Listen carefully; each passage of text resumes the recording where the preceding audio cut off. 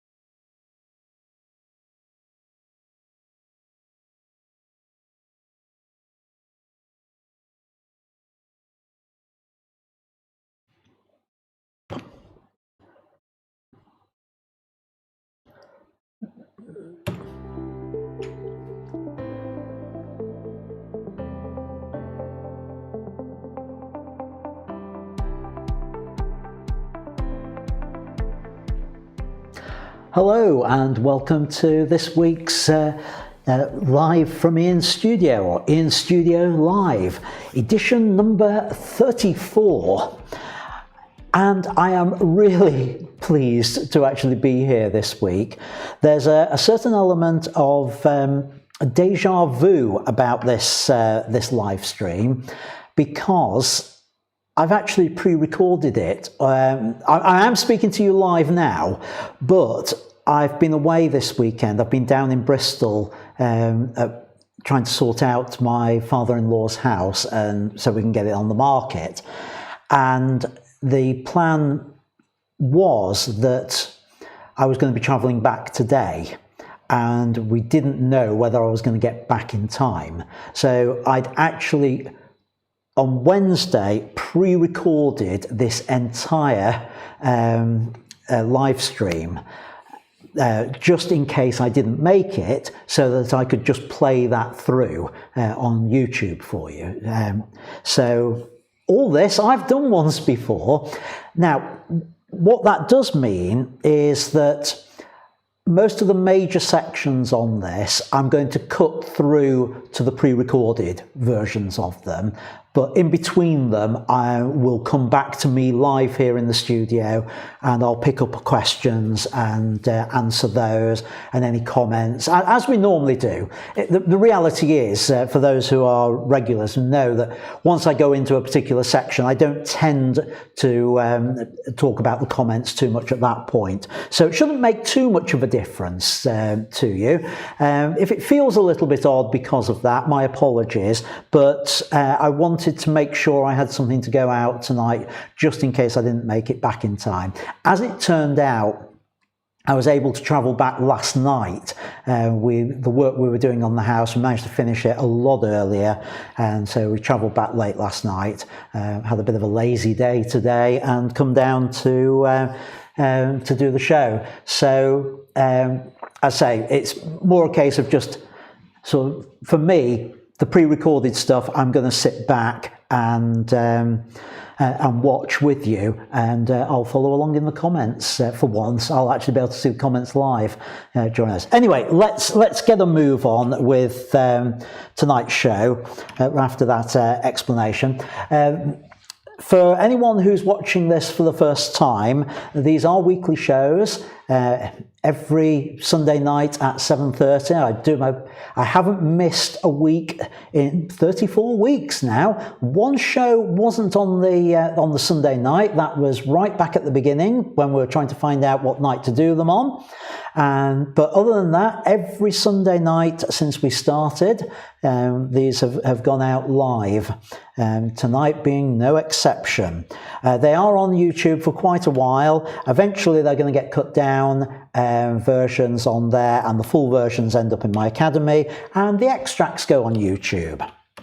So please ask your questions in the live chat. I am here live, and just to prove it, there we go, that's the live chat. I'm not pre-recorded, I'm genuinely here. So, right, okay.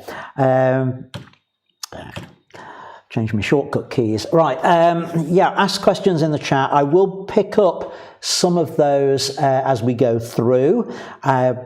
If you're watching this on the replay, please stick a comment in there so I know you've watched it, and ask your questions there, and again, I will pick them up.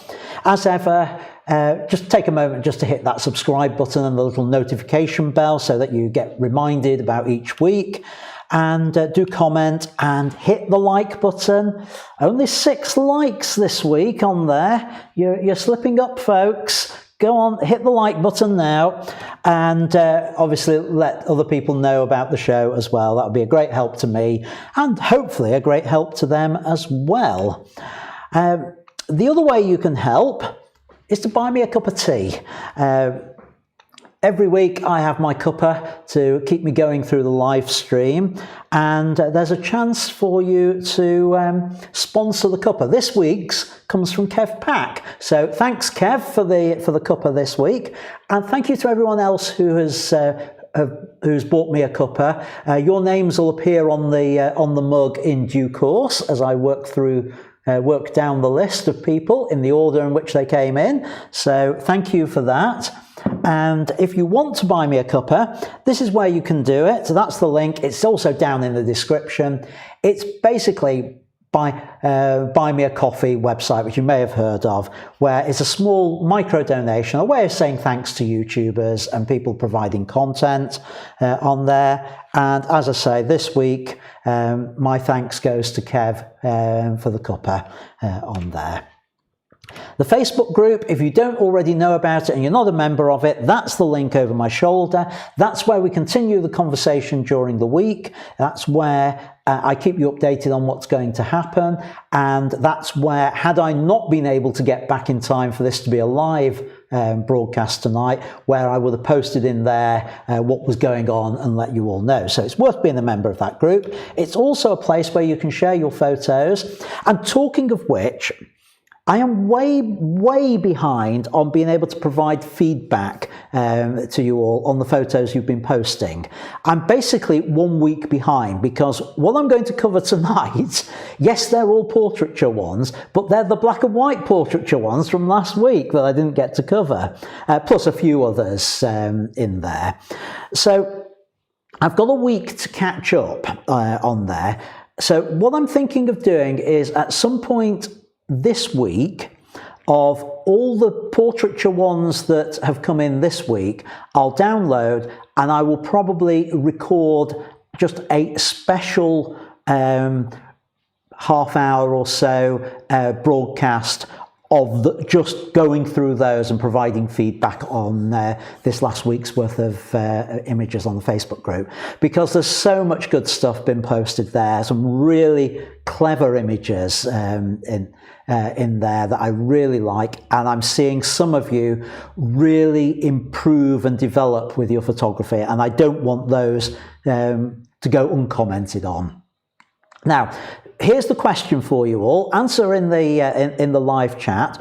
When I do that, and I don't know when I'm going to do it yet, but I can either just pre-record it and stick it up on YouTube and it's there for you to watch whenever, or if people want me to do it live, I'm happy to do that as well, one evening during the week as well. So let me know whether you're not bothered, whether you like it live so that you can interact with me as I'm going through them, or sort of interact as I'm going through them, or whether just a pre-recorded one that you can view as your leisure, whichever you prefer on there. But I do want to cover those images from this week and try and get myself back on schedule with providing you all with some feedback on your photography. As I say, yeah, that's where I would keep you informed of what's going on. There's the newsletter link as well. I mention it each week. I will get one out soon. Now I know what tier Manchester's going to be in, I can start to do something about that. So what's on the show this week? Right. Well, as I say, the main content is pre-recorded, but you'll come back to me live in between each section. So the first section is the feedback section, but it's all the images I didn't get to last week, and it's a long feedback section. I will just warn you on that. And then we're going to look at quirky portraits. I'm going to give you some advice on to create them, how to make your portraits quirky on there, and some editing techniques. I've got two techniques I'm going to show you tonight. One is a Photoshop edit, and the other is a Lightroom edit to give you some options on that. And I've got a question I'm going to answer tonight, which is, where do you focus when you are doing portraits with two people? And that was a particular question I got asked this week. We've got Peter Saltiel's first 120/20 challenge, and any questions that come up. Right, looking at questions that are coming up, I've just seen various responses on here. Bob, Peter, Tim, Andy are all saying live for the feedback on the outstanding images. Gary said prefer standalone pre-recorded.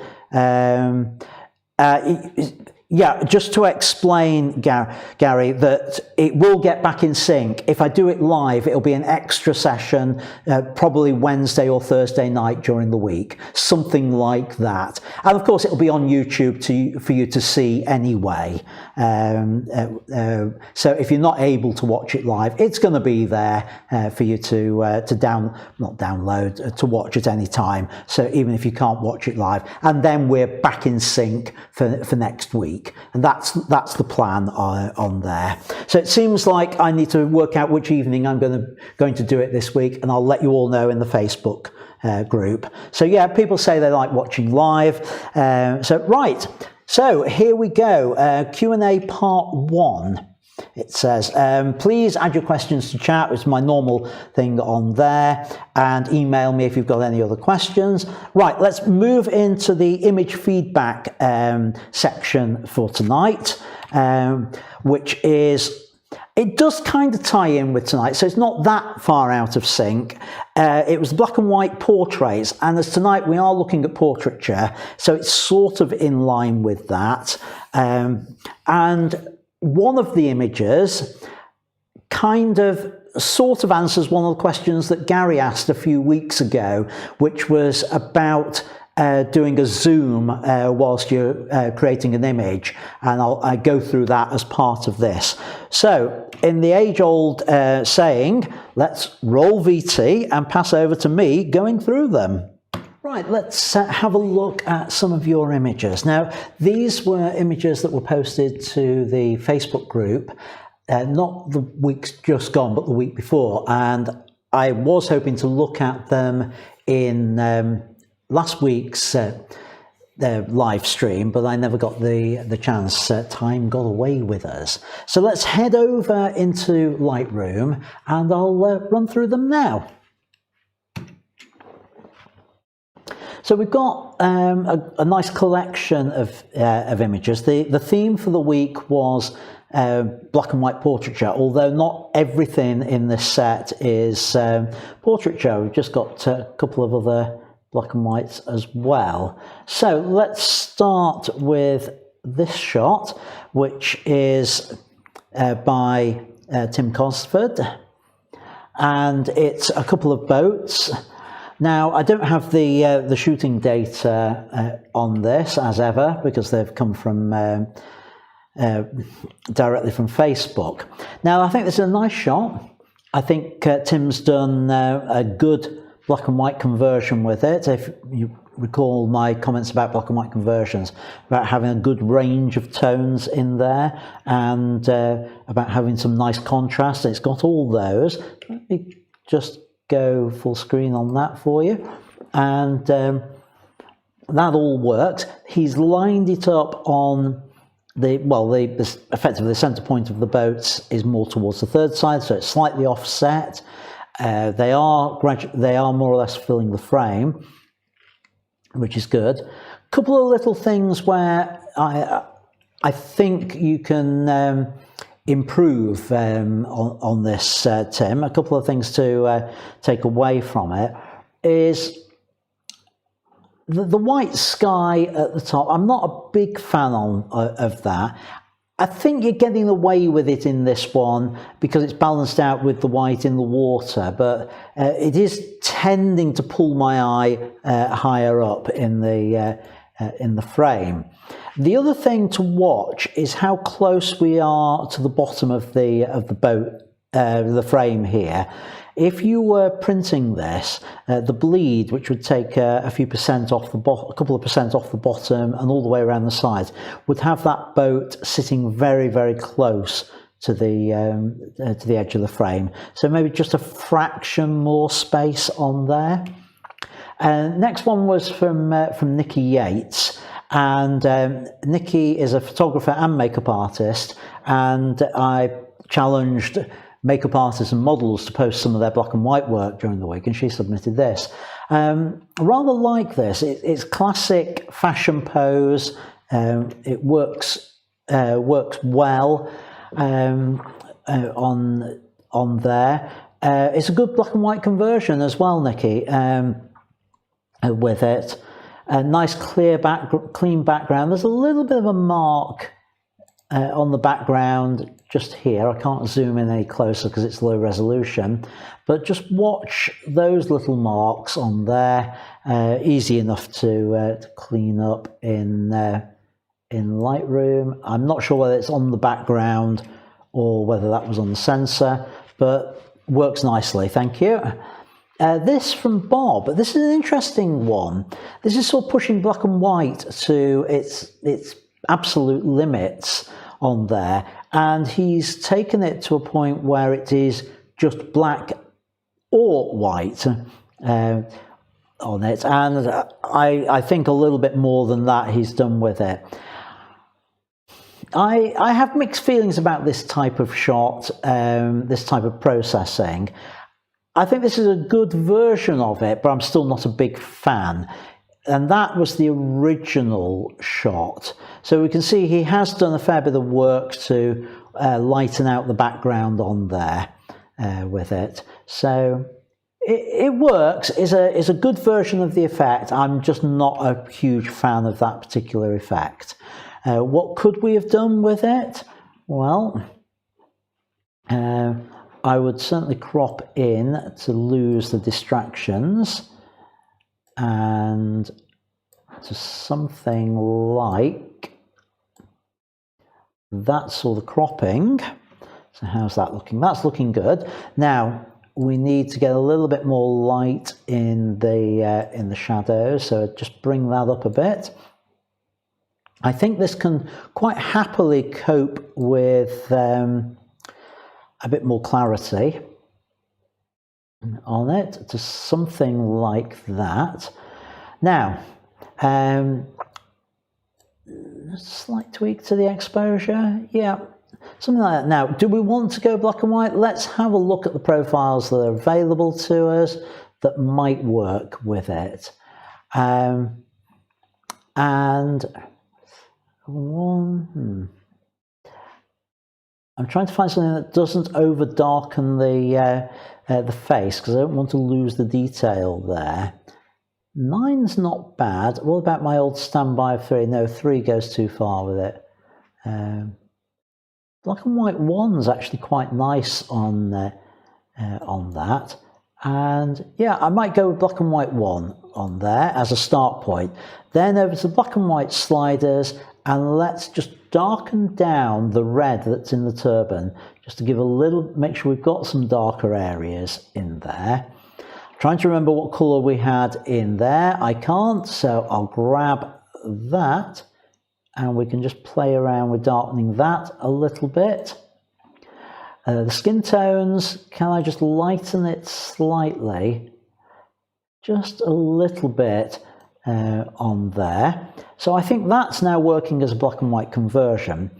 Now, here's an interesting thing, a vignette.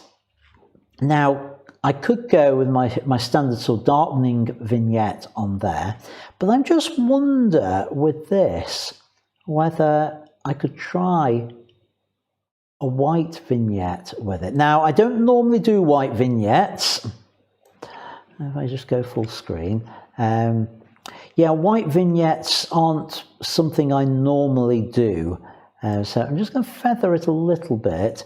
And I think I just want to see about squaring it off a bit on this. So if I feather it completely the wrong way and then look at the roundness on it. Ooh, trying to get this right. I know what I'm looking for and I'm not getting it. Can we just pull that? So I'm trying to avoid getting the vignette on the turban. So I come down to about there and now feather it. And that would be the sort of thing I go for. Just that slight lightening of the edges with it. I'm fairly happy with that. So let's just go back. Yeah, that was yours. That was mine. And oh, I need to be in the develop module for this. That was the original, and that was my version of the edit on there. So yeah, it's just a different just a different way of processing it, Bob. There's no right or wrong with that. And I bet in the comments now there'll be lots of people saying, no, we prefer Bob's version. One from Gary. This is interesting. This is up in Edinburgh for the festival. Split toned it with the sepia. I'm not sure whether I would want to see the sepia with that. I can tell just about there's a vignette on there. Not sure. I think that one. I think it works. The expressions are a bit weird, but then it's Edinburgh Festival. So nice shot, nice range of tones on there. Not sure about the split toning on that. So what would it look like in black and white? True black and white, a little bit more on there. Maybe I would do something like that with it. Raise the shadows just slightly on there. And I'm going to need to bring those highlights back because I've lost some details. Oh, it's just a specular highlight, so that's okay. Yeah, it's a difficult one. That is a tricky one to know what the best processing for it is. But an interesting shot anyway, Gary, on there. Don't dislike it at all. And the frame does sort of focus you in on the subject. From John, his comment was blue sky, and if you're staying there, blue sky. Yeah, it's a bit alarming, that roof on there. The only thing I would say about this one, John, is just watch the clipping of the chimneys on there with it. I'd just like to see those in there. It just feels like a little bit uncomfortable with them just being clipped off. And again, your coach is very close to the bottom of the frame. Maybe just give this a little bit more space to breathe. The other thing I'd probably experiment with is shooting more from this side to try and line the coach up perhaps a little bit more with the roof. Don't know. That does work the straight on though, so I would probably try both and then decide which works best on that. This one from Martin, I really like this, the scream and the shattered glass effect on there. What I'm going to do a little bit later in the live stream, I've got one of my photos and I'll pull it into Photoshop and show you how to create this kind of effect. I really like what you've done with it, Martin. I think it works incredibly well for this image. So well done, and I'll show the technique a little bit later in the live stream. Another shot from Martin with this is nice expression. Can I go in a little bit closer on that? The only thing I'd watch about this is just where this crop is here, and it is incredibly difficult with these sort of things to do a tight crop, and I can see that you've balanced it with the a tight crop at the top as well at the bottom, but I think I'd like to see just a little bit more of this elbow, so that there's a rule with cropping, in that you don't have a limb leave the frame and coming back in again, and that just about does that. So I'd just like to see a little bit more, or I'd have the hand a little bit tighter in so that it stays connected with the rest of the body on there. So again, just slightly wider on that, but nice shot, nice tones on there. Another one from John, bit of street photography. I'm not sure the framing works on this. The car is a bit distracting. The black and white conversion's okay, but the vignette's way too heavy, I'm afraid, John, with it. I'm having a lot of trouble swapping between the modes at the moment. It just doesn't feel quite right, the crop. This is dead space here, that's dead space. So had this been a vertical image. Would that be better? I'm not sure, but I don't know what the rest is adding to it. Or maybe even a vertical like that. No, I don't know. Or if you could have got your subject to come and pose something like that. Now I've lost the resolution on there, and I can see on here it's a little bit soft anyway with it, unfortunately. But I think the composition needs a bit more work on it for this particular image, I'm afraid. And that vignette is way too heavy. You've heard me talk about how I do vignettes in the past, so I won't labour that point. And that's the black and white. I don't think there's much else we could do with that one.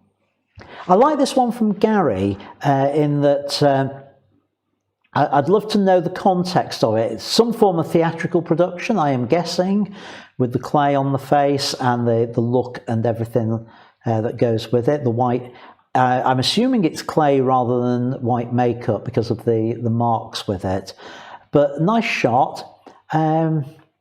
Difficult to tell whether the focus is critical on there, whether it's spot on.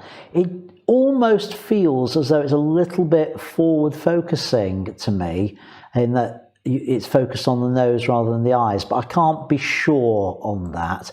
It's also the resolution of it. It's difficult to tell, but it's a nice piece. I'd like to see a little bit more light in the eyes and catch lights in the eyes as well. So I don't know the context of it, whether it was a theatre production. If it was a theatre production, you can't use flash. But if this was posed, then just a little bit of fill-in flash, hardly enough to illuminate it, would just give you pinpoint catch lights in the eyes. You don't have to use it just to add light. You can use it just to create catch lights as a fill-in flash with that. Really like this one of Terry's. The expression, everything works on it. Could possibly be managed with a little bit of a tighter crop, something like that. And I would look for a smoke image. You've seen me in the past photograph smoke patterns. Find one of those and in Photoshop add in just a wisp of smoke coming from the cigar for that. Moving on. This one, shadowy. Is it a little bit too dark? Possibly for my liking. I'd like just a fraction more light and perhaps just a little bit more in those shadows so that we can see the shape of the newspaper that he's reading, because prior to that I couldn't quite work out what it was that he was actually reading there. So just that little bit extra in those sort of areas with it. I like the light on the background, which we've now revealed by bringing the shadows up, and it's a shame to sort of lose that. So I'd bring it up perhaps even more just to get that in there. But nice shot, well lit. Nice catch light on the eyes, good expression. Again, maybe think about adding a little bit of smoke from the cigar. And from Bill here, a Viking character. I'm not sure. Yeah, nice conversion on that. Not much else to add on it, really. Works nicely. Eye drawn to the lighter areas. Same with this monk, I guess. Nice that we've got the light onto the face that we want, so we can see the detail in there nicely. It looks as though the focus is good on it, on the eyes, on the face, on that. So nicely done. I'm guessing this was some cosplay event. It always slightly bothers me, cosplay events where people are dressing up as Nazis and SS. Why are they doing it? Are they doing it because they like the SS? It just feels awkward to me. And I think something like that, if it was a public event that you were attending, I think the thing I would be looking to try and capture with this is perhaps the reactions to him, and that side of things. Let's have nice shot of Karen here on that. Oh, I'm really having trouble when I switch modes. It's this latest version of Lightroom seems to be changing the zoom at the same time. I'll have to change my shortcut keys if this carries on. So yeah, that's a nice shot, nicely toned with it. Just watch the vertical lines though. They are just slightly off, particularly on that side. So if I do a transform on this and do guided, and let's see if I can't just correct it, because I think that's the line that it's following, whereas down here that seems to be the line, and that is a very subtle change on the image, but I think that works better for it. Just that little tweak. Just watch that background on there. But lovely shot of Karen on there. Nice tone range, and the black and white conversion and the split toning works really well on there. Another one from Bill. This again Viking character perhaps, or is it Hagrid? I'm not quite sure. But again, nice black and white conversion, that full range of tones in there. Well done. Gary, one of Gary's shots here. I'm going to go sort of full screen for you with this. I'm not a big fan of having everything quite so dark.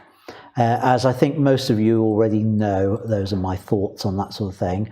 So I'm just going to raise this up.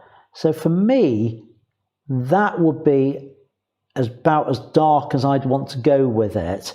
I know the idea of having the figure in the shadows and all that, and I know, Gary, you have done it intentionally, but my preference is that just that extra little bit of light in there for it.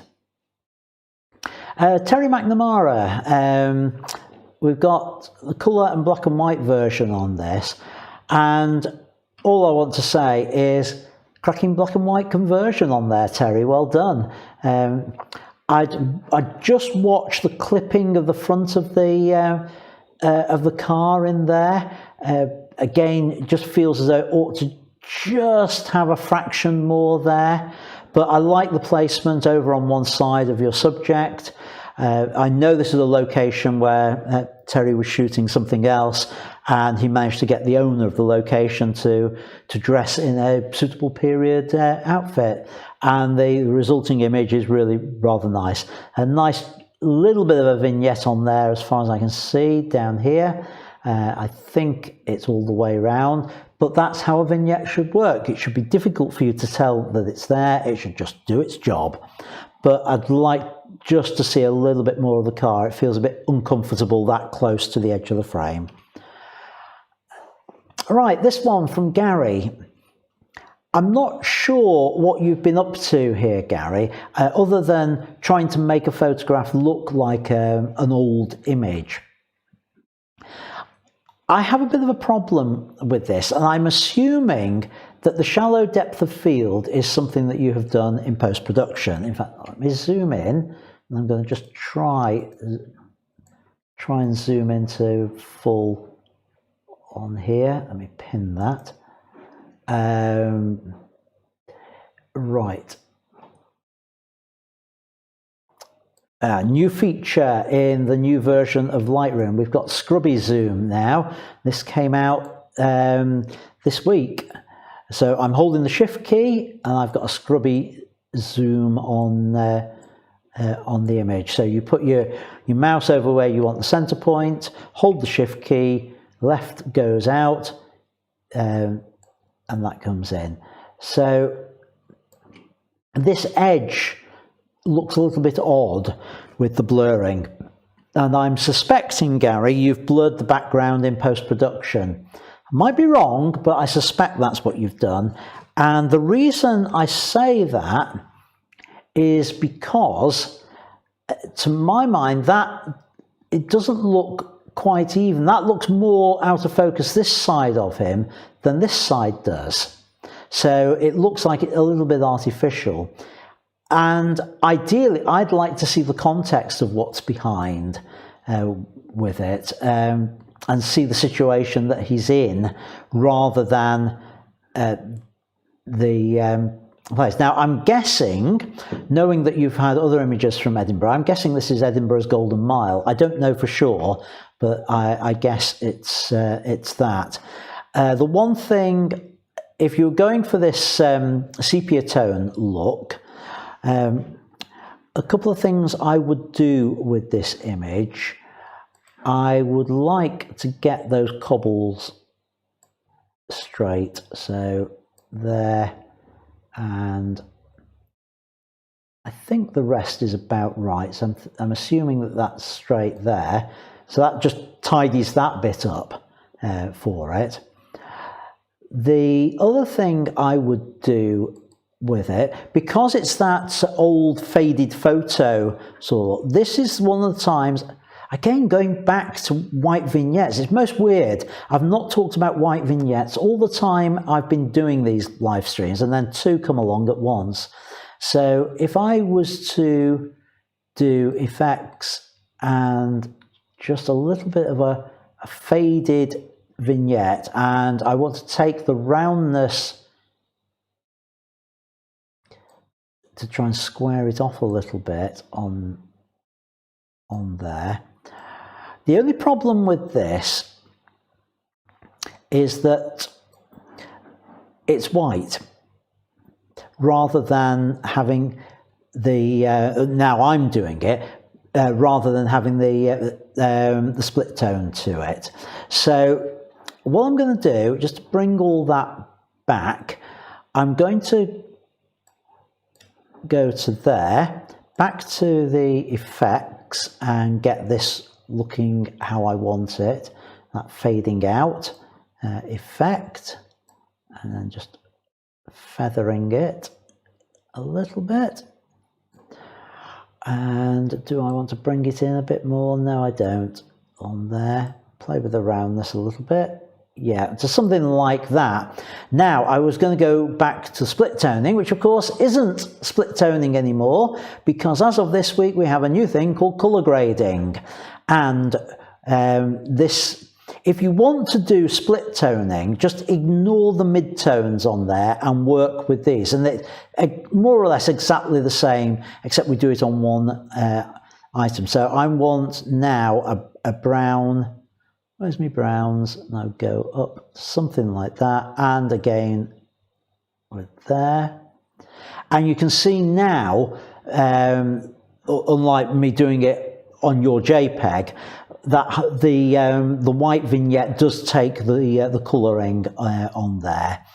And in terms of the lightness, I can sort of fade it a little bit with that. Double click to reset it. And something like that on the highlights. And that, I think, gives it a little bit more of that old-fashioned look to it. What gives it away, though? The double yellow lines. Because, unfortunately, I don't think that the period that this is meant to look like, those feel out of place to my mind. And there's not a lot you can do about it, I'm afraid. But I just wanted to go through those bits and pieces on there. One from Eric. I love the expression on this. It's an unusual portrait, this, because it's in profile and it looks like it's an unguarded moment. I would just watch the crop a little bit with it. The blank space at the top's adding nothing, so I would bring that in a little bit, and I think that's just a little bit tidier, and maybe just a bit of a tweak on the exposure to lighten it up on there. But that's a lovely shot and looks and feels very natural, Eric. Well done. Okay. So that, I think, is all the ones left over from last week, 23 of them. That is a lot. So, right, that's it for this section. So, right, back live again. Yeah, that was a very long pre-recorded section going through there, so my apologies for the length of it, but I really did want to give everyone who'd submitted images last week the feedback that they deserved. So we will catch up this week, so we'll be back on schedule again, so watch out for a special this week where I'll do the ones from this week on there. Right, we've had a few interesting bits of chat in the chat as we've been going along, talking about the new version of Photoshop and sky replacements on there. I'm going to look at that during the week, no doubt, and have a play with it. Not a big fan of sky replacements normally, but I'm yet to be, so maybe it will convince me, maybe it won't.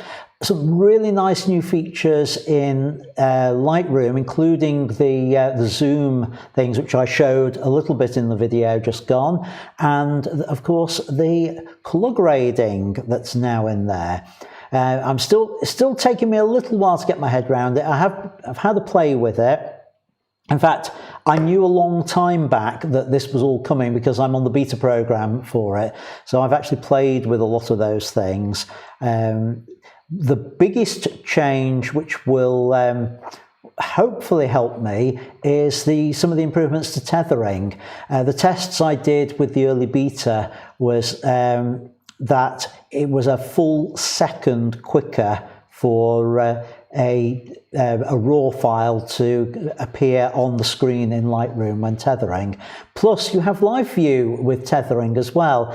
Not a huge amount of use because last time I tried it, which was the beta, they might have fixed it. You couldn't actually zoom in on the live view, which is unfortunate. Anyway, enough of those sidetracks on there. Let's come over and move on to our topic of quirky portraits, which is what the evening's all about. And so again, I'd pre-recorded this because I didn't think, I had a feeling I might not be here tonight.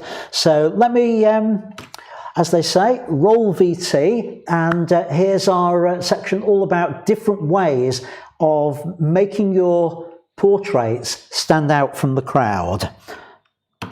Let's turn our attention to our topic for this evening, which is quirky portraits. And the way I want to go through this is I've loaded a whole load of images into Lightroom, and I'm just going to talk through them. Some of them you will have seen perhaps on the Facebook feed during the week, but I just want to pull out a few thoughts and ideas behind them to try and really give you some inspiration for how you can take your portraiture to the next level. Right, let's head over to the images in Lightroom and have a look at them. Right, so this isn't a quirky portrait. I'm starting with this because this is where we usually start with our portraiture. We have a figure, head and shoulders, just looking at the camera, and it's nicely lit, and in fact I have tutorials on how to light like this, and I can explain, or could explain if I wanted to, how that all works. But let's try and take our portraiture to the next level. And the simplest thing that you can do, and I do this an awful lot with mine, is just to turn the camera through 90 degrees. And quote, I do my portraits in landscape. In reality, it's do my portraits in horizontal mode because I don't like to use the term landscape. And so by doing that, it has, to my mind, it has a much more modern feel to the image, a much more contemporary with that negative space. If I wanted to put captions or information or a name, I've got space here to do it. So that's tends to be my preferred look. And again, it's a similar idea over here. You keep your subject on the 1/3 line. So if I can zoom this, no, I can't. I was just going to, oh, yeah. Yeah, I can now, I've got my subject on the 1/3 line with it, and it works nicely. It's a contemporary look to an image. You don't have to stay horizontal. Some versions, some types of portraits work really well as square images. This one, for example, because of the pose where Rihanna here has got her chin down, she's looking out the top of her eyes, she's looking straight onto camera, that kind of lends itself to a symmetry. And so a square format, or approximately square format, works really well. And it just gives it a little bit of a different look to it. But keeping with the horizontal idea, coming in close on a portrait, as I've done here, where that tight crop can work. Notice I've kept the shoulders in the image on there, although I've cropped a little bit of the hair on there. I've left space so that my subject's got space to look into on the image. So that kind of cropping just adds an extra something to a portrait. An extreme version here with model Thaddeus, where I was using what we call split lighting, where it's coming directly from one side, and a very, very shallow depth of field. You can see the tip of his nose is out of focus, ears out of focus, but the eye is in focus. And that's the critical thing with portraiture. Keep the eye in focus on there. Then the next level, if you struggle with portraiture and knowing what to get people to, how to stand and how to pose, try introducing some props. So here I'm using a bunch of flowers, and those of you who've been to events at my studio will know these flowers come out on a very regular basis, either as a bunch or as a single one. And that gives my subject something to hold, something to do with their hands, something for them to do. They can look at the flowers, they can pretend to sniff them, and that sort of thing. And that, I think, is a way of just adding something to a portrait. Here's another prop, but it's not one for the subject, it's one for the studio setup. There's a bunch of Christmas lights behind my model, and I've chosen a shallow depth of field so we get that bokeh effect behind, and it just adds a different look to it. Now, one of the things you can do with this, and I haven't got the image to explain it, is you can put a cardboard cutout over. If you've got something which will create a good bokeh, a cardboard cutout of a shape. So I've done this with hearts behind, I've done it with question marks, things like that. So again, adding something to the portrait, making it that little bit different. Another thing that's really important with portraiture, if you want those sort of quirky images, those unusual images, is to make sure you're ready with your camera. And make sure you're working with your subject, that you're talking with them. On this, I asked the model Ruby, I said, right, let's just do something. Pull your hair forward over your face, and then flick it away. And as I was asking her to do that, and she was just moving it around, she started giggling, and I was ready to catch that moment. Now her eyes are closed, the hair's over the face, but I really, really like this shot because it's a natural expression, and it really sums up the model and the session I was having with her.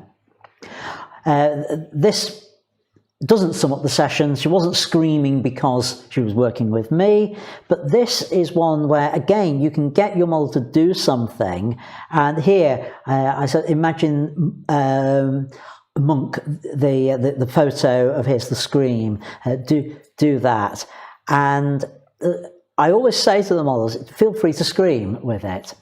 And do ah, and sometimes they'll just burst out laughing and giggling, and I'm ready to capture that natural expression that's there. In this case, she screamed, I got the shot, and it works nicely. It's that little bit different. There is something else we can do with this, and I mentioned it earlier, and that was from a photo that Martin Atfield showed, which was this cut with all the the glass, and then a little bit later on I'm going to show you how to do that. That, if you're interested in, is part of the lighting setup. It was 2 strip boxes either side of her to give that lighting effect behind, and we had a light at the front as well, just to capture a little bit of the light there. Another one, hair movement, hair flicks. This was model Erin, and I just asked her to turn around and flick her hair. And as it happened, her arms came out, we got the motion in there, we got the hair moving, but yet we've got that contact with the eyes at the camera as well, and it gives a really natural look, a little bit quirky. You might think, what's she reaching out for? Actually, she was turning around, but it gives it that, it's a slightly quirky type of look. And props can really help. I mean, just an unusual set of specs like this, getting the model to look over them, your subject to look over them like that. And sometimes you can just say, right, just pull them down, and they might just get a reaction to it. And if you're ready to capture that natural look, or you might get a pose shot as I have here. I love working with umbrellas as well, and a lot of you will know I have several different umbrellas in the studio. So here I got the model just to hold it over the shoulder, and you can use that even as a background. Coming close, you can frame them entirely on the background with it. In this particular shot though, red background, red umbrella, red dress, red lipstick, the whole thing just works together. It's not what you expect, but it works. All those complementary colours working together. Talking of red backgrounds, here another simple prop, just a case for somebody to sit on. Rather than sitting on a chair or a stool, or in my case I often use a set of wooden step ladders, how about a suitcase for somebody to sit on and to use that. Here again, another prop. What is it that the model has around her neck? It's a fleece rug from IKEA. Now, don't laugh, don't mock. I was doing this years ago and using it as a way of creating this sort of furry thing. I found out a couple of years ago that the costume designers for Game of Thrones, that's exactly how they created the woolen collars for the Night Watch and the Wildlings. Things like that, where they had fur. They got these sheepskin rugs from IKEA and used those. I think some of them they dyed up to be black and things like that. But in my case, I used a white one for this shot. Talking of backgrounds, here we've got 3 different rolls of background paper in the shot just to add colour to it.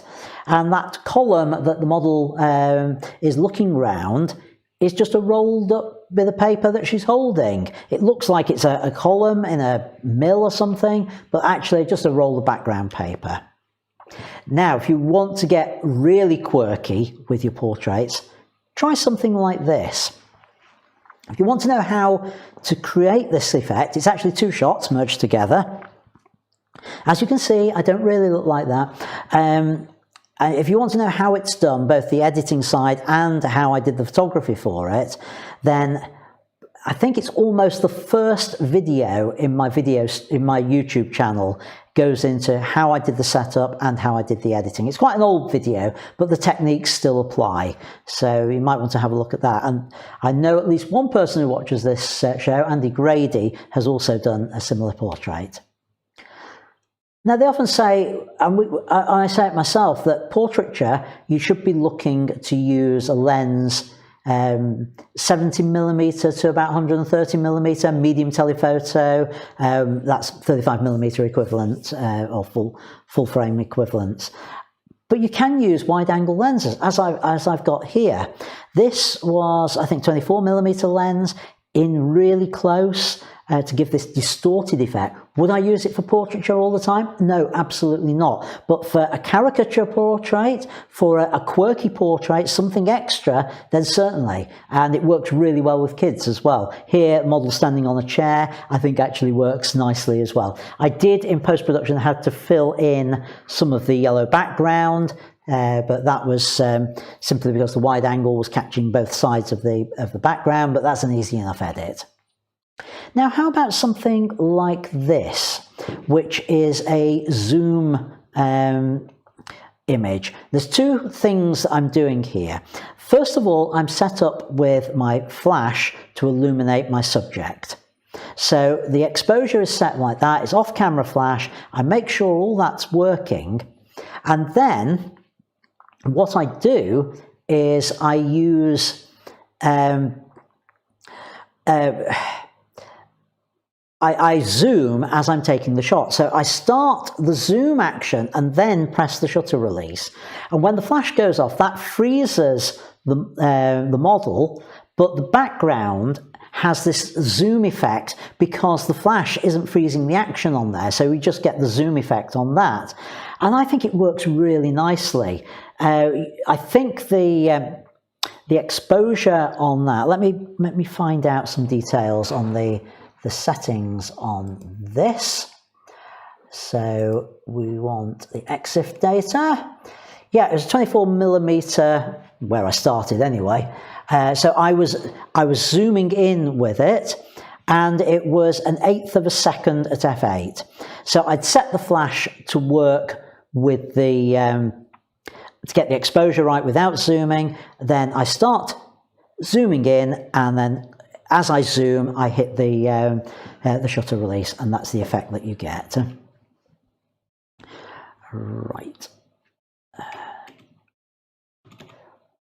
Oh, come on. There we go. That's what I wanted. What about in the studio? For those who work in the studio, the end of roll that you get, you can't do much with it. Here, it's slightly deceptive. There isn't actually that much on the floor. It's not enough to come away from the wall as I would like. So what I did was I put the model behind, we ripped a hole and had her climbing through it.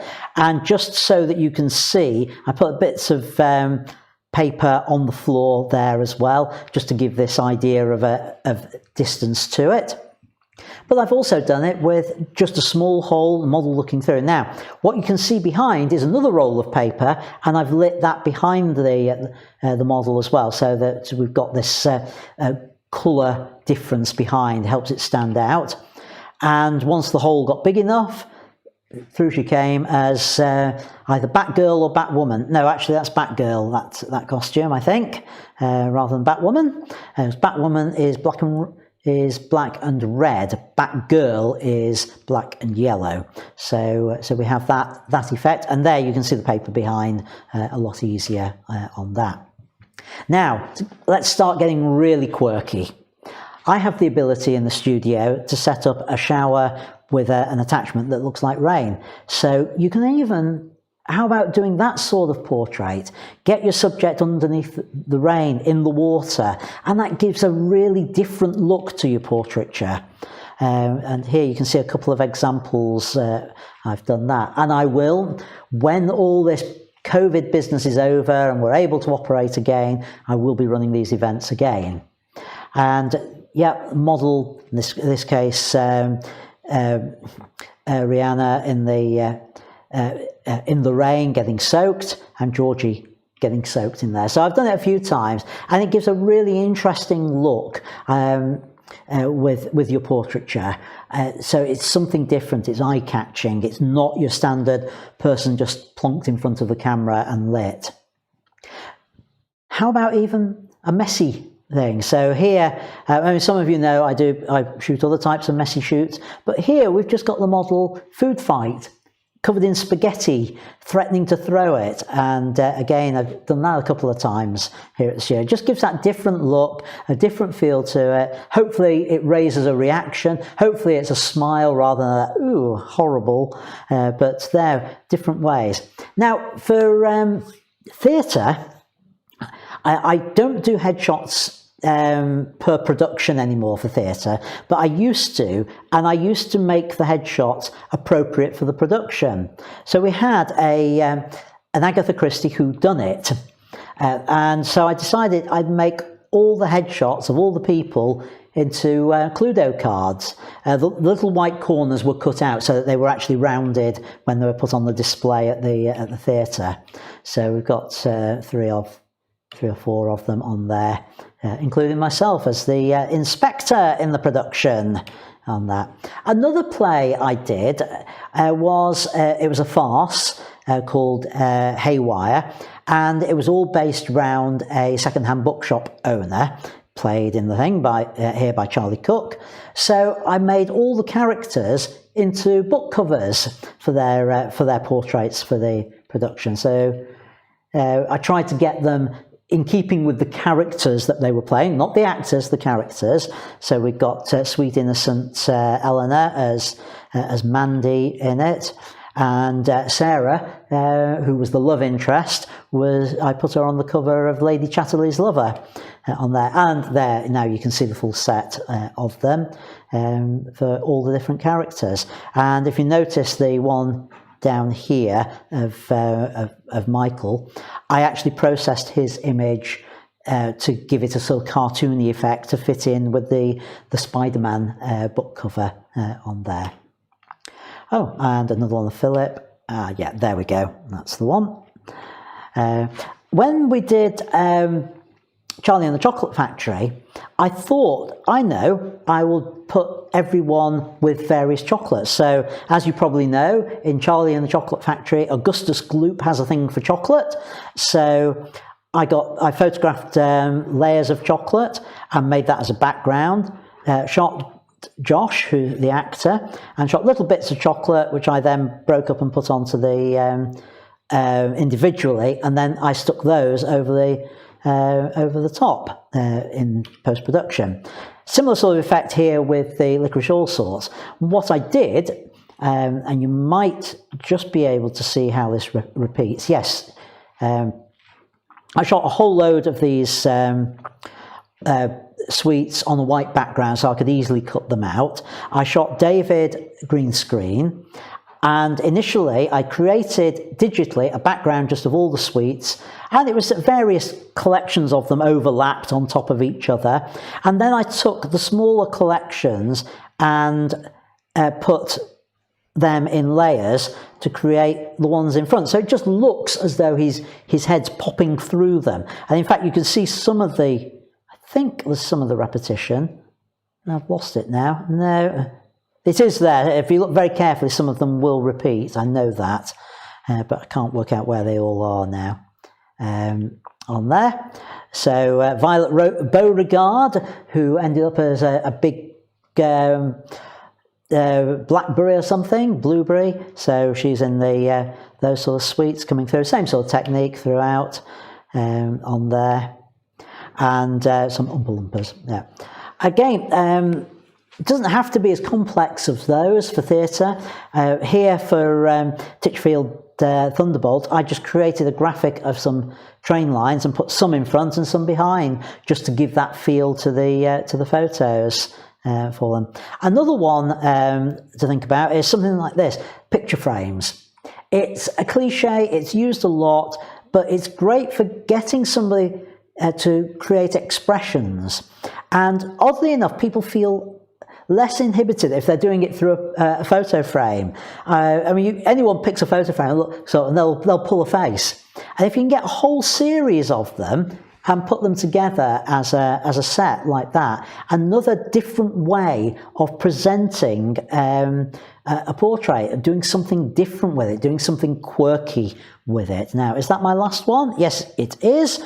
So that's just a quick overview of some of the ways I create quirky photos, quirky portraits, and I hope some of those ideas will have helped you.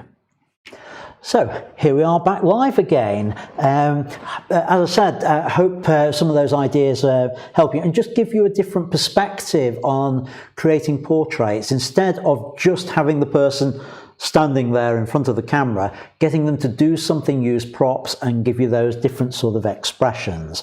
So following on from that is a sort of Q&A question that I received, and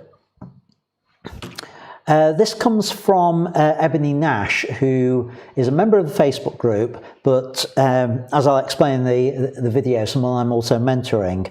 So rather than me explain what the question is now, again, as I said, I pre-recorded everything in case I didn't get back in time. So let me just play play that particular VT in now. I had a question sent to me this week by one of the members of the Facebook group, and also somebody I'm mentoring under the Canon UK mentoring program. And this question comes from Ebony Nash, who asked, one thing I was meaning to ask, which is probably an obvious answer, but when you're photographing more than one subject in the frame, where do you suggest focusing? And she goes on to explain, my best friend has asked me to do some casual photos of her and her child at a pumpkin patch next week. When I go, I was just wondering, I think I've lost the end of the quote there, wondering where to focus.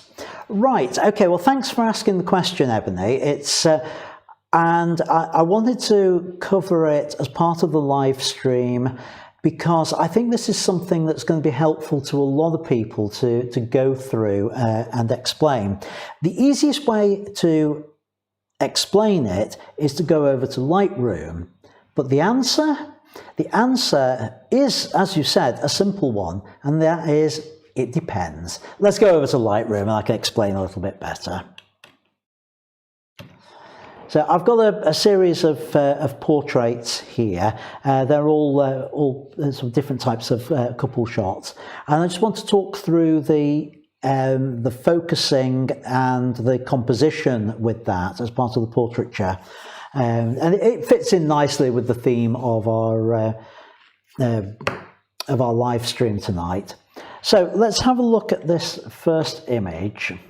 Now, what I want to say about this is, yes, it's important to think about where we focus, but that's only half the answer. You need to think about the depth of field that you're working with.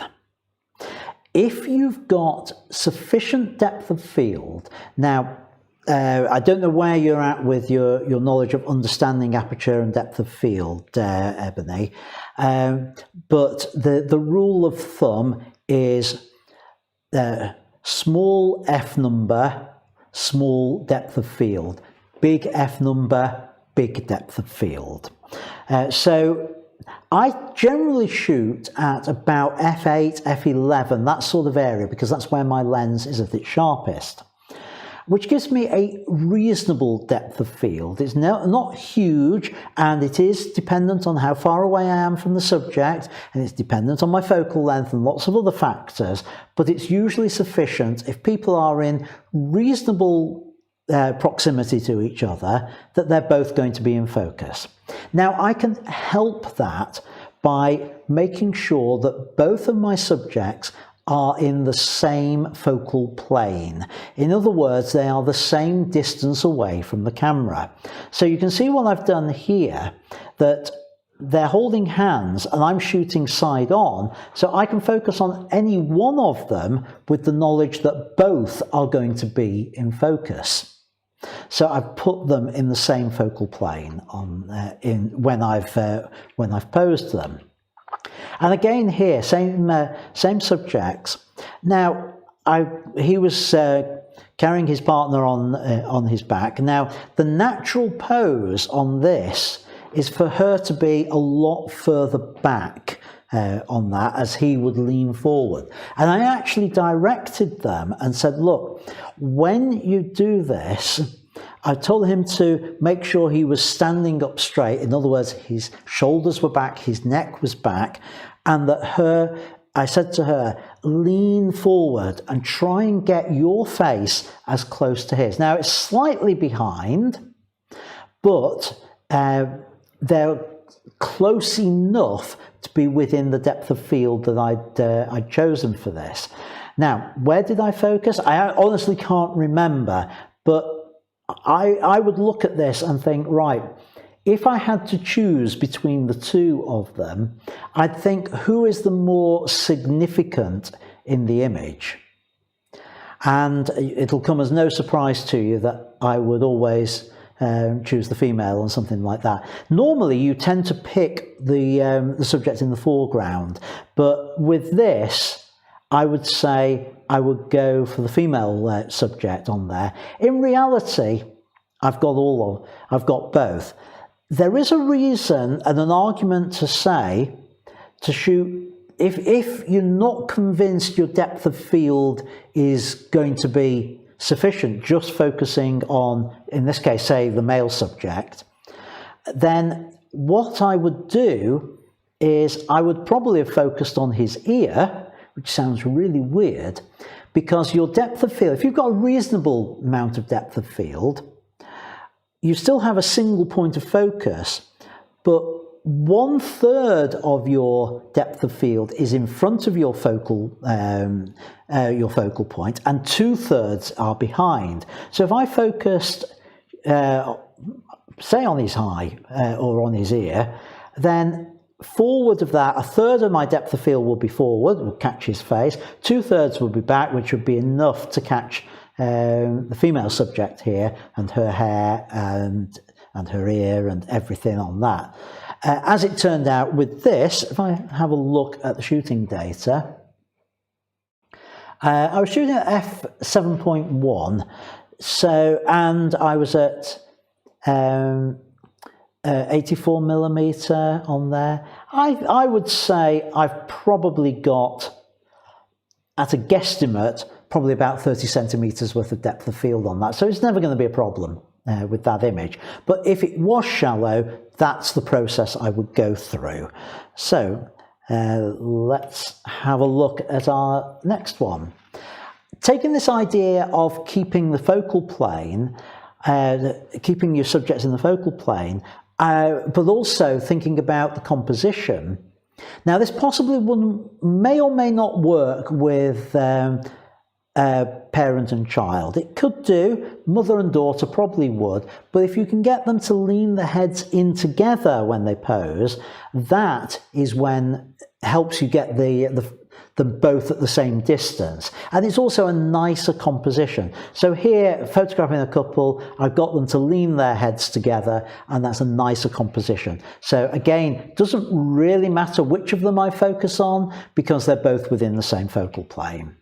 And again, here, heads together within the same focal plane, they're both nicely in focus. And we can tell that because his shoulder, the garment here, closest to the camera, is sharp, and her hair in the background is also sharp. So we're fine with that.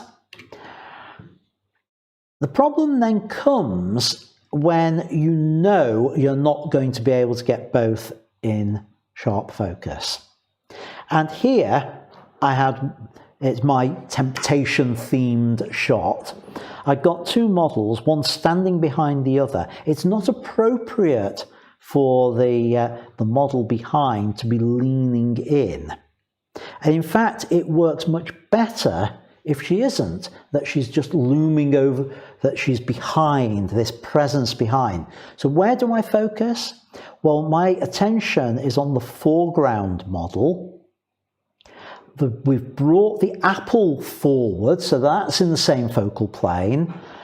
But the model behind, her being slightly out of focus, actually adds to this image because she's there as the tempter. She's shadowy, she's in the background, she's slightly underexposed as well. And again, that's all, I'm happy with that. I don't have a problem with having the person slightly underexposed behind because of what the scene is saying. So it depends. Also, when you do have to make a choice, generally the eye is expecting the person in the foreground to be in focus, and if there's one going to be out, your brain normally expects it to be the one behind. So that's the way I worked with that. Here, it's all about what's important. And for this shot, although you can hardly see the man in there because he's turned away, and you've got the full face of the woman in the shot, what's the significant factor in it? The significant item is the kiss and the ring. So that's where I focused.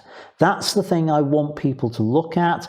And even though she is in the image, she's the one where we can see the whole face, the fact that she's out of focus doesn't matter. And the brain accepts the person in the distance is a little bit out of focus anyway. So with this, my choice of focus was because that the subject, it's all about the kiss, it's all about the ring on there. Now here is another one where they're not in the same focal plane, but it's the opposite of what you've just seen. Although we've got the person in the foreground, you would normally think of that, but because she's in profile, mainly it's the back of her, the person I focused on was the man in this image. So he's sharply in focus. In fact, it's not bad with her at all. I've got the depth of field, but I would normally choose him to be the focal point for the image because he's the one facing the camera, and therefore I can see his eyes. That's what the viewer would look to. We are drawn to look at people's eyes. Therefore, if there's only one person with visible eyes in the shot, normally you'd focus on those eyes because that's what the brain would expect. So that's the full set of images. So the answer to your question, Ebony, is it really is, it depends. I hope your shoot goes well. Can I suggest that if your friend is okay, it would be great if you could share some of the images from your shoot in the Facebook group or with myself, and we can all provide you with some feedback as well and help you improve that way. Okay, right. So we're moving on with our videos, and as I said in the chat, they are getting shorter, these pre-recorded sections on there. I want to move on to our 120/20 challenge. So again, I'm not going to say too much about it because I've pre-recorded the intro to it and the going through the images as well. But this week it's Peter Saltiel's images. So as it says, roll VT. Okay, so on to our 120/20 challenge for this week. And this week's challenge, it was sent to me by Peter Saltiel. But right, for those who don't know what the challenge is, well, first of all, thank you for everyone who's taken part and sending me the images via WeTransfer. I don't know whether anyone else is going to have a go this stage. A couple of people have talked about having a second go. If you've not had your first go, then do, and let me have a look at the images. If you want to know more about the challenge itself, here's the short form description of it. You have 2 hours, that's the 120 of the 120 challenge, to take just 20 photos. But there is a catch. There's always a catch, isn't there? And in this case, you can do no deletions, so all your images need to be consecutive file numbers, no retakes, so every image a different subject, and it's not as easy as you think to do it in that time frame. So once you've done them, send them on to me through WeTransfer. I'll put them together into a little slideshow and we share them here on the live stream. Now, just to say, if you want full details of how the challenge works, do go and have a look back about, must be about 6 or 7 weeks now. One of the live streams in the history is called the 120/20 challenge, and that is me talking you through what the challenge entails, how I've done it, and how to submit them and everything, and general hints and tips on it. But for now, let's have a look at Peter's submission on this. I think you did tell me where you photographed this, Peter, but unfortunately I haven't got it to hand as I'm recording this. So all I can say is it's 20 images from a French town. So sit back and enjoy.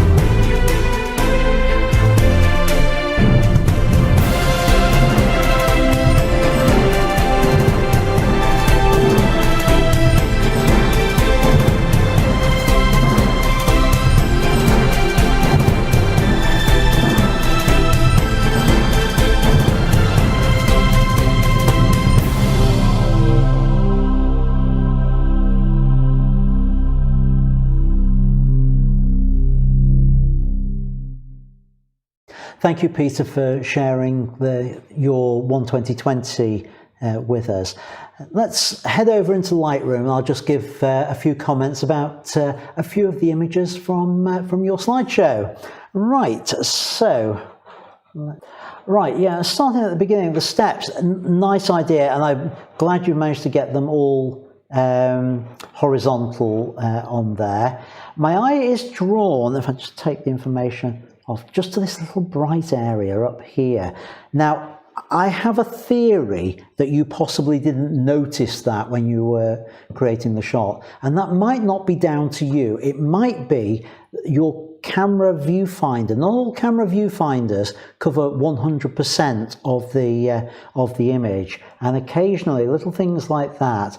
Often you'll have a viewfinder is 95%, 98%, that sort of area.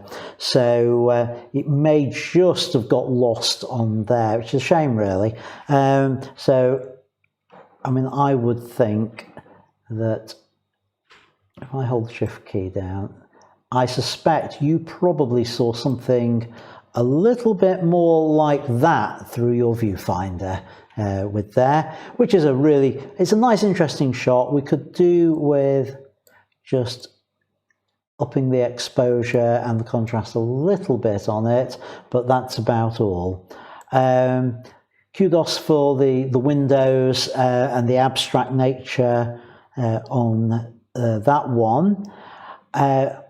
I really like the idea of this one. I think what would have better is, again, it's slightly underexposed, largely because of that bright sky on there. I think what would have worked better is if you had crouched down a bit and actually had the fountain coming up to about here in the framing, because then you could have zoomed in a little bit and actually lost these edges, so that you'd lose the car there, and then the rest of that would have all been compressed into that area, so that the fountain would have appeared to be a little bit higher up, which I can't show you in Lightroom how that would look. Kudos for trying a stained glass window on a 120/20 challenge. That's tough, and you've not done bad. It's slightly out of focus, which I think is camera shake. Let's have a look at the detail on it. Yeah, 1/5 of a second. I'm guessing you were hand holding. No way you were going to be able to get away with that.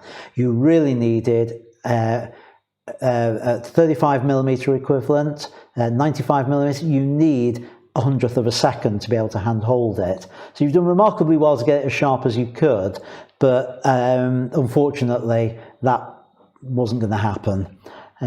What else have we got, though? Just want to comment on. Yeah, this little bit of ground, again, this is underexposed, but this will be because it is what it is, really.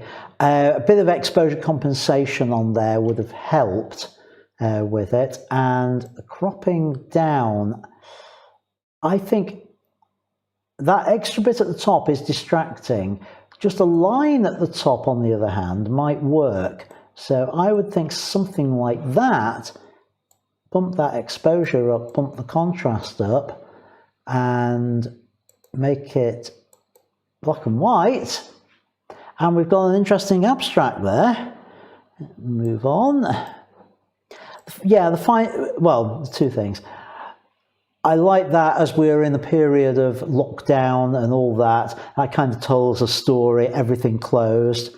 But I also like this one, the reflection in the fact that we're looking at the world through a window. And isn't that what photography is all about? We have our own portable window that we're looking at the world through. So again, kudos for that one, like that one on there. So thank you, Peter, for sending those in and allowing me to share them as part of the live stream. And I know you've sent me another set, and I'll share those in a future live stream. Right, so we are Moving on, I've got two shortish pre-recorded sections just to share with you, which are all to do with Quirky photos, so Quirky portraits. And one is an edit in Photoshop, which is how to create that smashed mirror effect that we saw earlier. And the other is a Lightroom edit, how to create that montage of 9 images and how to get the order right and things like that. So I'm going to play both of them in. I'm not going to come back to me between them. As one finishes, I'll start the next one and then I'll come back and wrap up. So enjoy. I was sent this image by Martin Atfield well, it was posted on the Facebook group, and it's one I talked about earlier in my live stream. So the question is, how did Martin achieve this particular effect? Well, I'm going to try and show you a way of doing it. I don't know whether it's the same way that Martin did, but if you're watching the live stream, Martin, it'd be great if in either the comments or the live chat, if you could let us know whether my technique is anything like yours. Now, let me go over to the image I'm going to be working with, which is this one. And a couple of things I want to say. First of all, I have not actually tried this. So what you're going to watch is me figuring it out as I go through. I think I know how to do it. I've got some pretty good ideas on ways to achieve it. And let's see how well I do and how quickly I can do it. So first of all, I'm going to open this in Photoshop. So right click on it and edit in Adobe Photoshop. Right, so here we are in Photoshop. First thing I want to do is to promote this layer from being a background to a layer in its own right. And if I hold down the Alt key and double click on it, it automatically does that. Then Control J will give me a copy. Control J will give me a second copy. I hide the bottom one. Now, I want a little bit of space around this. Make sure that the feather is set to 0, and I'm going to use the polygonal lasso to cut this into the different shards of glass. So we go across, across, across. Make sure the eyes are all in the same shard, the nose. I'm going to go through the mouth because I want that to split either way. And then we just do several of these until I go all the way.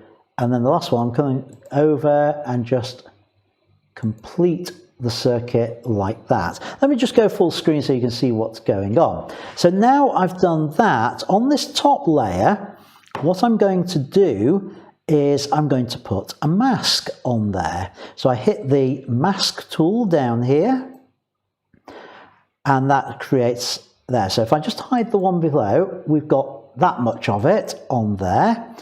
Now I want to copy this mask onto the layer below. So if I've got it selected and I just do Alt and move it down, I've got it onto here. Now I need to invert that mask. So have it selected, Control I. So I've got now the image split into the different parts. So I can now select one part of it, and with the selection tool, I'm just going to, if I hold the shift down and move it out just a little bit, like move it out just a little bit that way, I go onto the other one, the other layer, and I can just pull it slightly the other way. Actually, that's probably a bit too far. So we end up with something like that. I can choose how much I want this to be offset, and perhaps not too much on there. Now, just to add a little bit of a quirk to all of this, I'm now just going to rotate it. So Control T to rotate, and let me just zoom out slightly. I can then just do a very slight rotation with it, go to the other layer and do Control T and a very slight rotation the other way. And we've got that.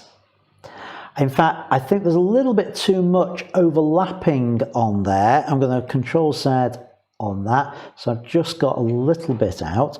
Now, I want to put into all of this a background. So I'll select on the bottom one, add a new layer. I'm going to go to the fill tool, which is here.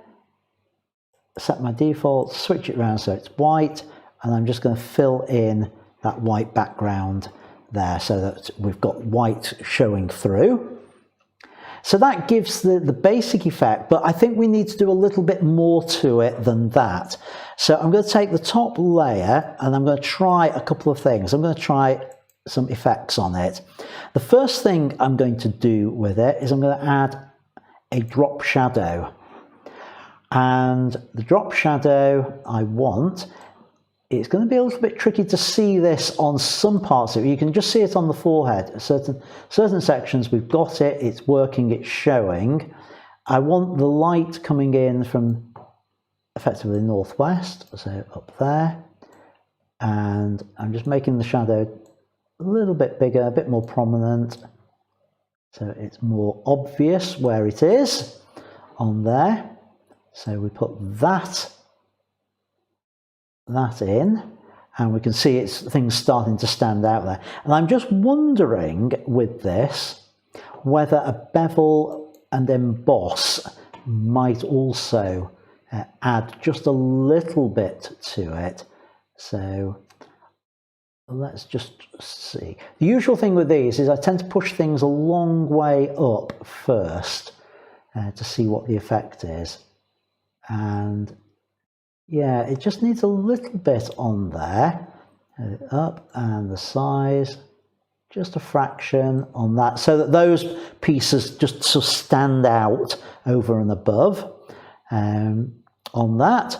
So I'm happy with that. We've already now broken it up and brought things out like that. And I can then, if I just change this, I can then copy those effects onto the layer below. So I hold the Alt key down and drag onto the layer below, and both sections have got that. The one thing I don't like is the fact that I've got light areas there but nowhere else. So I'm just going to do a crop. So the crop tool here, and I'm just going to bring that in, but I need to do it both sides to make it even, maybe even just bring that up a little bit. So there we go. That would be my finished version. A little bit different to Martin's. I think my bevel and emboss may be a little bit too much on there, so I'm just going to bring that, the depth of that, back a little bit on it, on there, but that gives the effect that I'm looking for with it, nicely broken up. So come out of there, and now all that remains is for me to come out of Photoshop, save it, and it's in Lightroom with me. So I just exit on there.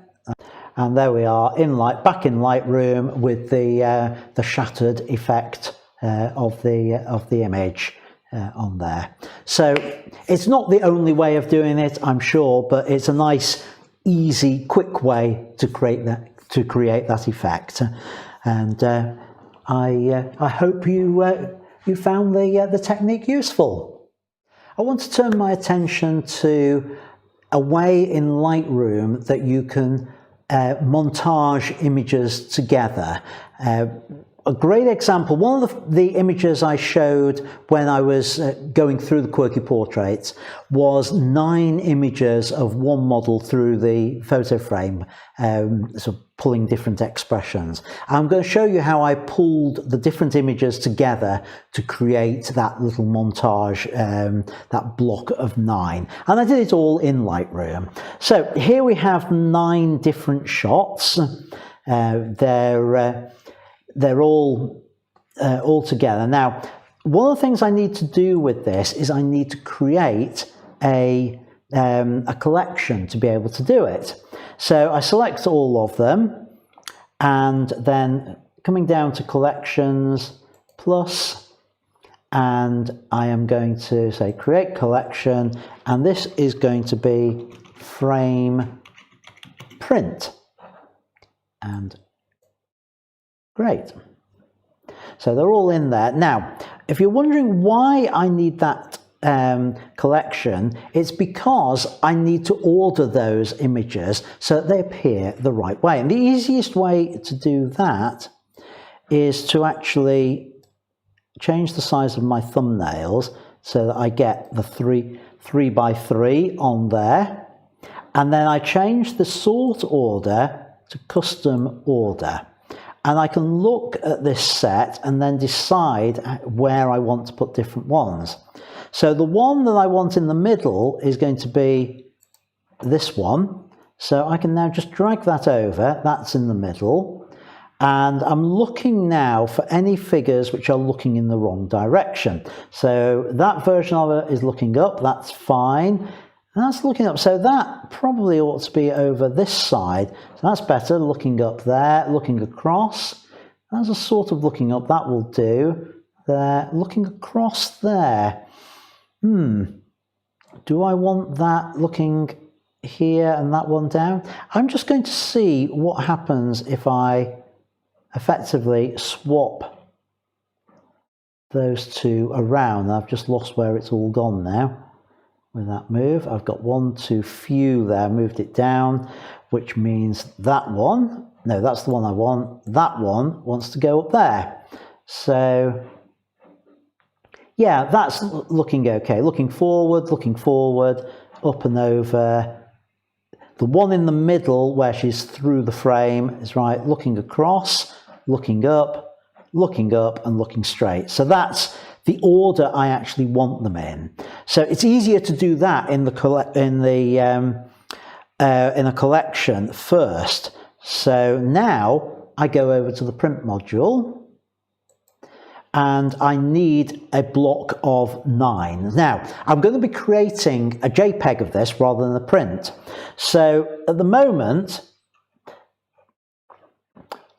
I could specify a particular page size down here, but actually the easier thing to do is to come down over this side and say we're going to print to a JPEG file. Great, fine.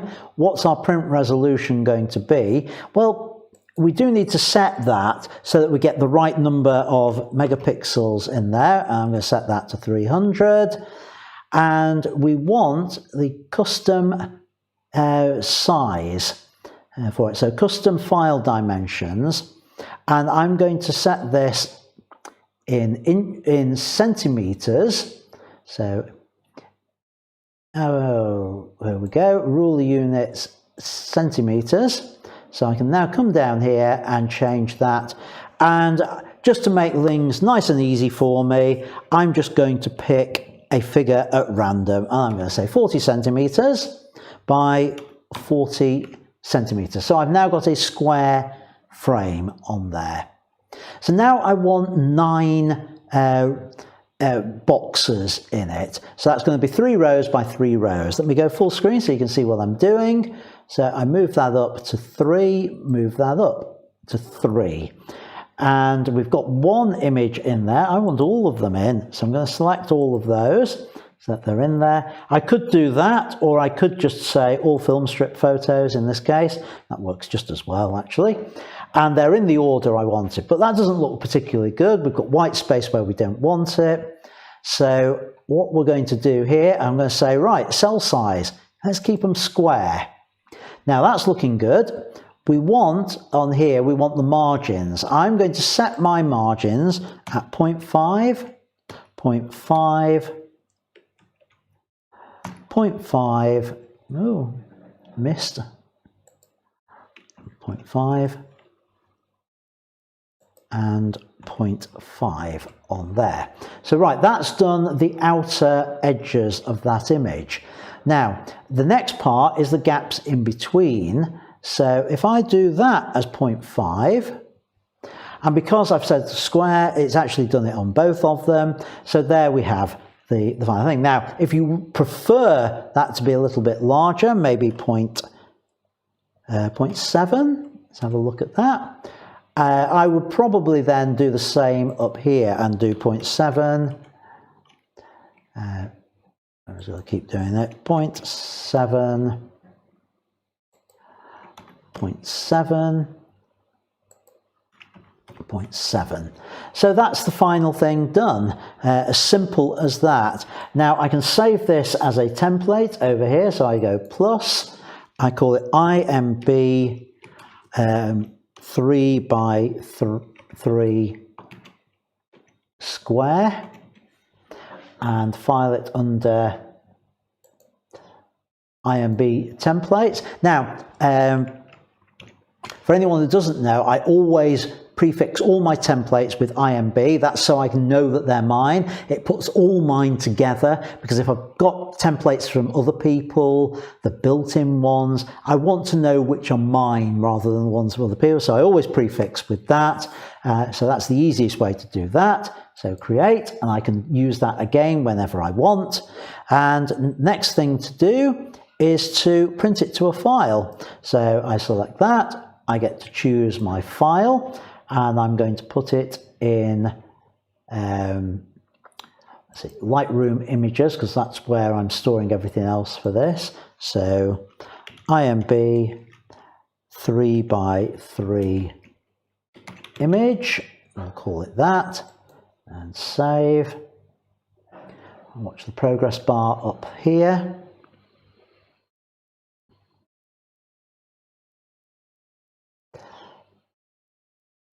That's taken a little while. That's because it's actually amalgamating all of them together. It's got to go through all. Right, it's now done that. I go back to grid and I go to the folder that I've saved them in, which is my Lightroom images for today, which is under here. If I now right click and right click over here and say synchronize folder, it will look for anything that's new in that folder. So here we go. So say synchronize, it'll go to the import dialog box. It will go to the import. Oh, yep, here we go. It's found the one I've just created, so I'm just going to add it, import, and there we are.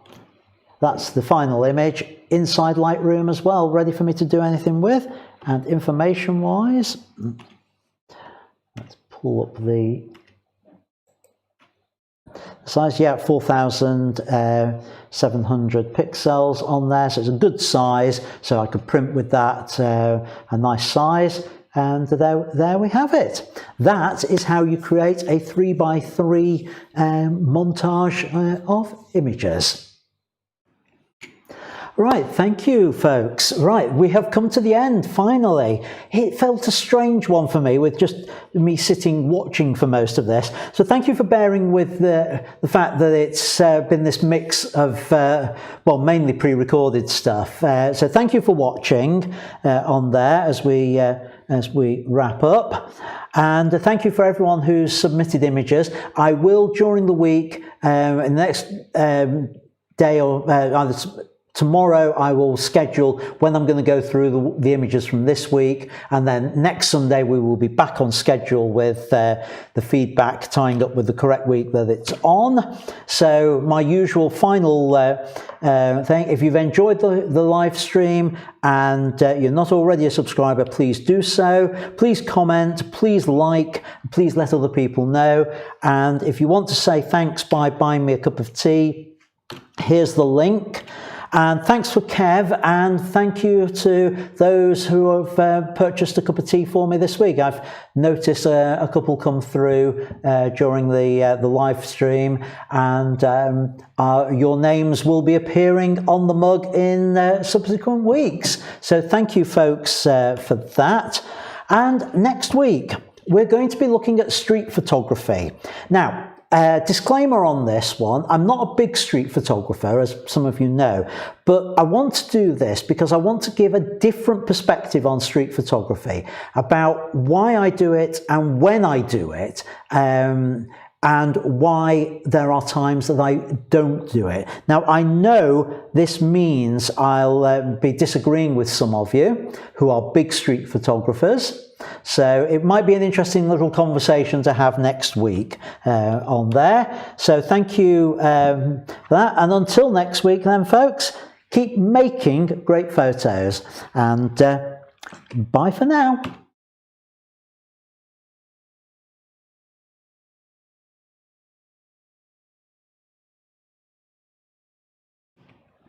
Right, time to record the alternative ending for the cut down version. Thanks for watching this cut down version of Ian's Studio Live. The full version's now in my Academy, and highlights will be appearing here on the various YouTube channels. So those, if you want to join the Academy, the details are over my shoulder. Lots of resources there to help your photography. So until next time, keep making great photos, and I'll see you in a future video. Bye for now.